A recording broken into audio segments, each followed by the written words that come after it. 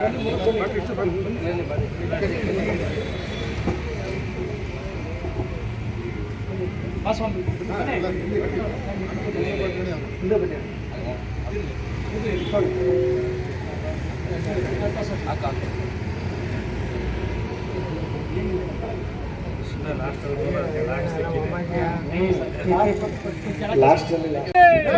ಬಾಬು ಜಗಜೀವನ್ ರಾಮ್ ರವರಿಗೆ, ಜೈ ಭಾರತ ಸೂರ್ಯ ಬಾಬಾ ಸಾಹೇಬ್ ಅಂಬೇಡ್ಕರ್ ಅವರಿಗೆ, ಜಿಂದಾಬಾದ್ ಜಿಂದಾಬಾದ್ ಅಂಬೇಡ್ಕರ್ ಜಿಂದಾಬಾದ್, ಜಿಂದಾಬಾದ್ ಜಿಂದಾಬಾದ್ ಅಂಬೇಡ್ಕರ್ ಜಿಂದಾಬಾದ್, ಭಾರತ ಸೂರ್ಯ ಬಾಬಾ ಸಾಹೇಬ್ ಅಂಬೇಡ್ಕರ್ ಅವರಿಗೆ, ಹಸಿರು ಕ್ರಾಂತಿ ಹರಿಕಾರ ಬಾಬು ಜಗಜೀವನ್ ರಾಮ್ ರವರಿಗೆ, ಜಿಂದಾಬಾದ್ ಜಿಂದಾಬಾದ್ ಅಂಬೇಡ್ಕರ್ ಜಿಂದಾಬಾದ್, ಜಿಂದಾಬಾದ್ ಜಿಂದಾಬಾದ್ ಅಂಬೇಡ್ಕರ್ ಜಿಂದಾಬಾದ್. 14ನೇ ತಾರೀಕಿಗೆ ದೇಶಾದ್ಯಂತ ನಾವು ಆಚರಣೆ ಮಾಡಿ, ಇವತ್ತು ಕೂಡ ನಮ್ಮ ಮಂಡ್ಯ ಈ ನಮ್ಮ ಏನು ಗ್ರಂಥಾಲಯ ಮುಂಭಾಗ ಆವರಣದಲ್ಲಿ ಇವತ್ತು ಭಾಳ ವಿಜೃಂಭಣೆಯಿಂದ ಎಲ್ಲ ಸಂಘಟನೆಯವರು ಕೂಡ ಸೇರಿ ಇವತ್ತು ಅವರ ಒಂದು ಜನ್ಮದಿನ ಆಚರಣೆ ಮಾಡ್ತಾ ಇದ್ದೀವಿ. ಹಾಗಾಗಿ ಅವರ ಸಂದೇಶ ನಾವು ಅಂಬೇಡ್ಕರ್ ಅವರ ಜಗಜೀವನ್ ಅವರ ಜೀವನ ಚರಿತ್ರೆನ, ಅವರ ಬದುಕಿನ ಏನು ಅವ್ರು ಹೇಗೆ ಬದುಕಿದ್ರು ಅನ್ನುವಂಥದ್ದನ್ನು ನಾವು ತಿಳ್ಕೊಬೇಕು. ಇವತ್ತಿನ ಯುವ ಪೀಳಿಗೆ ಓದಬೇಕು, ಅವರ ಒಂದು ಜೀವನ ಚರಿತ್ರೆನ ಓದಿ ಅದನ್ನು ನಮ್ಮ ಬದುಕಿನಲ್ಲಿ ಅಳವಡಿಸ್ಕೊಂಡು ಮುಂದಿನ ಪೀಳಿಗೆಗೆ ನಾವು ಮಾದರಿಯಾಗಬೇಕು ಅಂತ ಈ ಸಂದರ್ಭದಲ್ಲಿ ನಾನು ಹೇಳಕ್ಕೆ ಇಷ್ಟಪಡ್ತೀನಿ. ಹಾಗೆ ಅಂಬೇಡ್ಕರ್ ಅವರು ಕೂಡ ಇವತ್ತು ದೇಶದಲ್ಲಿ, ನಮ್ಮ ಭಾರತ ದೇಶದಲ್ಲಿ ಹುಟ್ಟುವಂಥ ಪ್ರತಿಯೊಬ್ಬ ವ್ಯಕ್ತಿಯೂ ಕೂಡ ಇವತ್ತು ಎಲ್ಲ ಸೌಕರ್ಯಗಳು ಸಿಗಬೇಕು ಅಂತ ಹೋರಾಟ ಮಾಡ್ತಾಯಿದ್ದರು. ಹಾಗೆ ಶೋಷಿತರು ಹಾಗೂ ತುಳಿದುಕೊಳ್ಳದಾಗದು, ಅದು ಬರೀ ದಲಿತ ಸಮುದಾಯಕ್ಕೆ ಮಾತ್ರ ಅವರು ಸಂವಿಧಾನನ ಕೊಡಲಿಲ್ಲ, ಇಡೀ ಪ್ರತಿಯೊಬ್ಬ ಯಾರು ಬಡ ಜನಕ್ಕೆ ಇವತ್ತು ಸಂವಿಧಾನ ಕೊಟ್ಟಿರುವಂಥದ್ದು. ಹಾಗಾಗಿ ಅವ್ರಿಗೆ ನಾವು ಕೃತಜ್ಞತರಾಗಿ ಕೊನೆವರೆಗೂ ನಾವೆಲ್ಲ ಇರಬೇಕಾಗ್ತದೆ ಅಂತ ಈ ಸಂದರ್ಭವನ್ನು ಹೇಳ್ತಾ, ಇನ್ನೊಮ್ಮೆ ಈ ಸಂಘಟನೆಯವರು ಭಾಳ ಅಚ್ಚುಕಟ್ಟಾಗಿ ಇವತ್ತು ಆಯೋಜನೆ ದೀರ್ಘಕಾಲ 2 ಗಂಟೆಗಳ ಕಾಲ ಇವತ್ತು ಈ ಕಾರ್ಯಕ್ರಮ, ಪ್ರತಿಯೊಬ್ಬರು ಕೂಡ ಈ ಕಾರ್ಯಕ್ರಮದ ಉದ್ದೇಶನ ಭಾಳ ಇದಾಗಿ ದೀರ್ಘವಾಗಿ ಮಾತಾಡಿದಂಥ ಈ ಸಂದರ್ಭದಲ್ಲಿ ನಾನು ಹೇಳ್ತಾ, ಮತ್ತೊಮ್ಮೆ ಡಾಕ್ಟರ್ BR ಅಂಬೇಡ್ಕರ್ ಅವರು ಜಗಜೀವನ್ ಅವರ ಜನ್ಮದಿನದ ಶುಭಾಶಯ ಕೊಡೋಕ್ಕೆ ಇಷ್ಟಪಡ್ತೀನಿ. ಡಾಕ್ಟರ್ BR ಅಂಬೇಡ್ಕರ್ ಅವರ ಹಾಗೂ ಜಗಜೀವನ್ ಅವರ ಎಲ್ಲ ಅಭಿಮಾನಿಗಳಿಗೂ ಕೂಡ ನಾನು ಒಂದು ಅಭಿನಂದನೆ ಸಲ್ಲಿಸ್ತಾ, ಸುದೀರ್ಘವಾಗಿ ಇವತ್ತು ನಮ್ಮ ಸಂವಿಧಾನ ಹಾಗೂ ಅಂಬೇಡ್ಕರ್ ಅವರು ಜಗಜೀವನ್ ರಾವ್ ಅವರ ಒಂದು ಹಿಸ್ಟ್ರಿನ ಇವತ್ತು ಕೃಷ್ಣ ಅವರು ಭಾಳ ಸುದೀರ್ಘವಾಗಿ ಭಾಳ ಇನ್ಸ್ಪಿರೇಷನ್ ಬರೋ ರೀತಿಯಲ್ಲಿ ಇವತ್ತು ಭಾಷಣ ಮಾಡಿದ್ದಾರೆ. ಅವ್ರಿಗೆ ಎಲ್ಲರ ಪರವಾಗಿ ಕೂಡ ನಾನು ಧನ್ಯವಾದನ ಅರ್ಪಿಸ್ತೀನಿ. ಹಾಗೆ ಡಾಕ್ಟರ್ BR ಅಂಬೇಡ್ಕರ್ ಅವರು ಈ ದೇಶದಲ್ಲಿ, ಭಾರತ ದೇಶದಲ್ಲಿ ಹುಟ್ಟಿದಂಥ ಪ್ರತಿಯೊಬ್ಬರು ಕೂಡ, ಪ್ರತಿಯೊಬ್ಬ ಕಟ್ಟ ಕಡೆಯ ವ್ಯಕ್ತಿಗೂ ಕೂಡ ಈ ಭಾರತಾಂಬೆಯ ಮಕ್ಕಳು, ಅವ್ರಿಗೆ ಇವತ್ತು ಎಲ್ಲ ಒಂದು ಅನುಕೂಲ ಸೌಕರ್ಯ ತಲುಪಬೇಕು ಅಂತ ದೃಷ್ಟಿಲಿ, ಹಾಗೆ ಏನು ಭಾರತ ದೇಶದ ಹಿಂದೆ ಬರೀ ದಲಿತರಿಗೋಸ್ಕರ ಅವರು ಸಂವಿಧಾನ ಬರಲಿಲ್ಲ, ಈ ದೇಶದಲ್ಲಿ ತುಳಿತುಕೊಳ್ಳದಂಥವ್ರು, ಶೋಷಣೆಗೊಳಗಾದಂಥವ್ರು ಪ್ರತಿಯೊಬ್ಬರಿಗೂ ಕೂಡ ಒಂದು ಸಮಾನ ಹಕ್ಕು ಸಿಗಬೇಕು ಅನ್ನೋ ದೃಷ್ಟಿಯಲ್ಲಿ ಇವತ್ತು ಅವರು ಸಂವಿಧಾನನ ರಚನೆ ಮಾಡಿದ್ದಾರೆ. ಹಾಗೆ ಜಗಜೀವನ್ ರಾವ್ ಅವರು ಕೂಡ ಉಪ ಪ್ರಧಾನಿಗಳಾಗಿ ಇಬ್ಬರು ಒಂದೇ ಸಮಕಾಲೀನ ಹಿರಿಯರು. ಹಾಗೆ ಆಮೇಲೆ ಎಲ್ಲ ಪಕ್ಷಗಳ ಮೀರಿದ ವ್ಯಕ್ತಿಗಳು ಅವರು. ಇವತ್ತು ನಮಗೆ ಆದರ್ಶಪ್ರಾಯ, ನಾವೆಲ್ಲರೂ ಕೂಡ ಅವರ ಒಂದು ಸಂವಿಧಾನವನ್ನು ಓದಬೇಕು, ತಿಳ್ಕೊಳ್ಬೇಕು, ಅದನ್ನು ಪಾಲಿಸಬೇಕು. ನಮ್ಮ ಯುವ ಪೀಳಿಗೆಗೂ ಕೂಡ ನಾವು ಒಂದು ಮಾರ್ಗದರ್ಶಕ ಇರಬೇಕು ಅಂತ ಈ ಸಂದರ್ಭದಲ್ಲಿ ನಾನು ಹೇಳ್ತಾ, ಇದೇ ರೀತಿಯಲ್ಲಿ ಇನ್ನೂ ಜುಡಿಷಿಯರಿ ಸಿಸ್ಟಮ್ನ ಬಾಬಾ ಸಾಹೇಬ್ ಅವಕಾಶ ಕೊಟ್ಟಿದ್ದಾರೆ. ಆದರೆ ಈ ಶಾಸಕಾಂಗದ ರಾಜಕೀಯ ವ್ಯವಸ್ಥೆಯ, ಪ್ರಜಾಪ್ರಭುತ್ವ ವ್ಯವಸ್ಥೆಯ ಶಾಸಕಾಂಗದ ಮುಖ್ಯಸ್ಥರು ರಾಷ್ಟ್ರ ಮಟ್ಟದಲ್ಲಿ ಯಾರಿರ್ತಾರೆ? ಪ್ರಧಾನಮಂತ್ರಿಗಳಿರ್ತಾರೆ. ಕಾರ್ಯಾಂಗದ ರಾಷ್ಟ್ರ ಮಟ್ಟದ ಮುಖ್ಯಸ್ಥರು ಮಾನ್ಯ ರಾಷ್ಟ್ರಪತಿಗಳಿರ್ತಾರೆ. ನ್ಯಾಯಾಂಗದ ಮುಖ್ಯಸ್ಥರು ರಾಷ್ಟ್ರ ಮಟ್ಟದಲ್ಲಿ honourable chief justice of India, ಅಂದ್ರೆ ಸುಪ್ರೀಂ ಕೋರ್ಟ್, ಸರ್ವೋಚ್ಚ ನ್ಯಾಯಾಲಯದ ಸನ್ಮಾನ್ಯ ಮುಖ್ಯ ನ್ಯಾಯಾಧೀಶರು ರಾಷ್ಟ್ರ ಮಟ್ಟದಲ್ಲಿ ಮುಖ್ಯಸ್ಥರು ಜುಡಿಷಿಯರಿಗೆ. ಅದೇ ನಮ್ಮ ಜುಡಿಷಿಯರಿ, ನಮ್ಮ ಮೀಡಿಯಾಗೆ ಅದರದೇ ಒಂದು ಸಪರೇಟ್ ವಿಂಗ್ ಇದೆ, ಅದಕ್ಕೆ ಮುಖ್ಯಸ್ಥರಿರ್ತಾರೆ.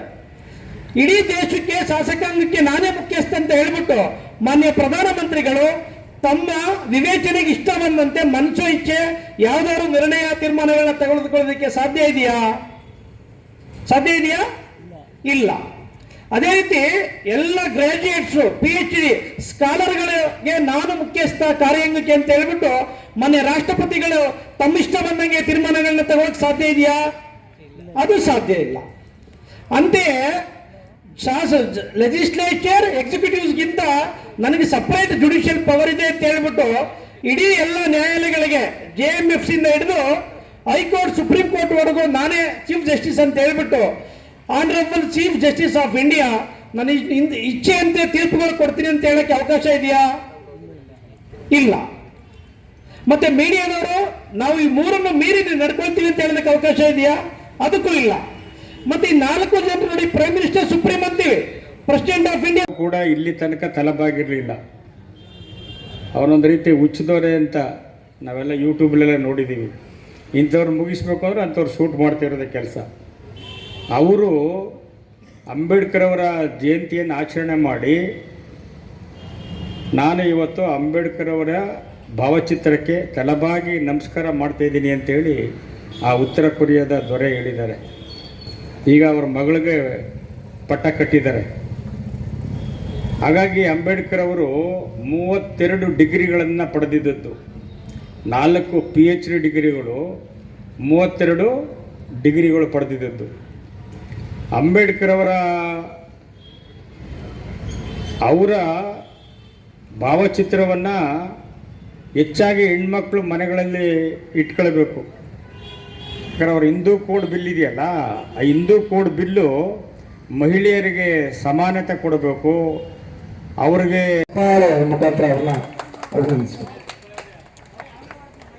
ಒಂದು ವೇಳೆ ಈ ಒಂದು ಕಾರ್ಯಕ್ರಮದಲ್ಲಿ ಬಹಳ ವಿಶೇಷವಾಗಿ ದಶರಥ ಕುಮಾರ್ ಅವರನ್ನ ಜ್ಞಾಪಿಸ್ತಾ ಇದ್ರೆ, ಕಳೆದ 40 ವರ್ಷಗಳಿಂದ ಹಿರಿಯ ಪತ್ರಕರ್ತರಾಗಿ ಕರ್ತವ್ಯ ನಿರ್ವಹಿಸುತ್ತಾ ಹಲವಾರು ಪತ್ರಿಕಾ ರಂಗದಲ್ಲಿ ಹಲವಾರು ಪತ್ರಕರ್ತರನ್ನ ಪರಿಚಯಿಸಿದ್ದಾರೆ. ಇವರು ಸಾಧನೆ ಅಪಾರವಾದದ್ದು. ಮಂಡ್ಯದ ಸ್ವರ್ಣಸಂದ್ರದ ನಿವಾಸಿಯಾಗಿರುತ್ತಾರೆ.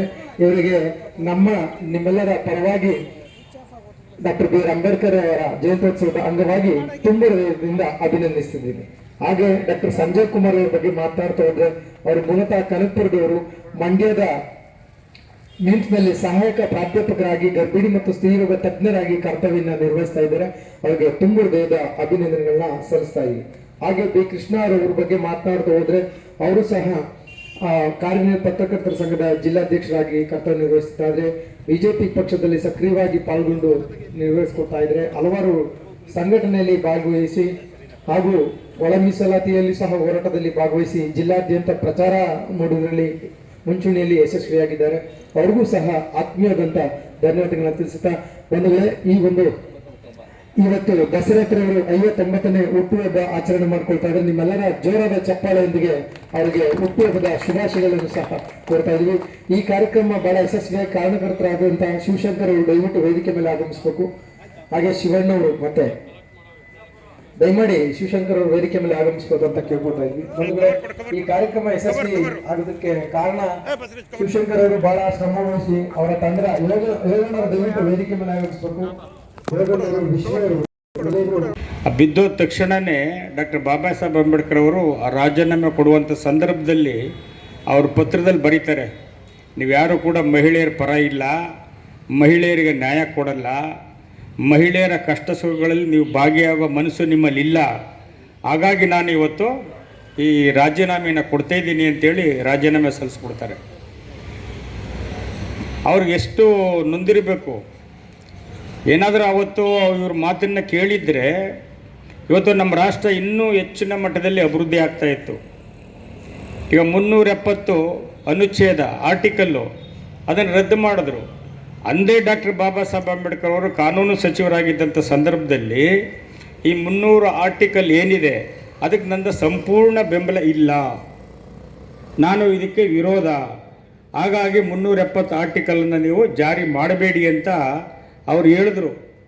ಅಂದಿನ ಪ್ರಧಾನಮಂತ್ರಿ ಆಗಿರತಕ್ಕಂಥ ನೆಹರೂರವರು ದೂರವಾಣಿಯಲ್ಲಿ ಅಂಬೇಡ್ಕರ್ ಅವರಿಗೆ ನೀವು ಕಾನೂನು ಸಚಿವರು, ಹಾಗಾಗಿ ನಾನು ಇವತ್ತು ಈ ರಾಜೀನಾಮೆಯನ್ನು ಕೊಡ್ತಾ ಇದ್ದೀನಿ ಅಂತೇಳಿ ರಾಜೀನಾಮೆ ಸಲ್ಲಿಸ್ಬಿಡ್ತಾರೆ.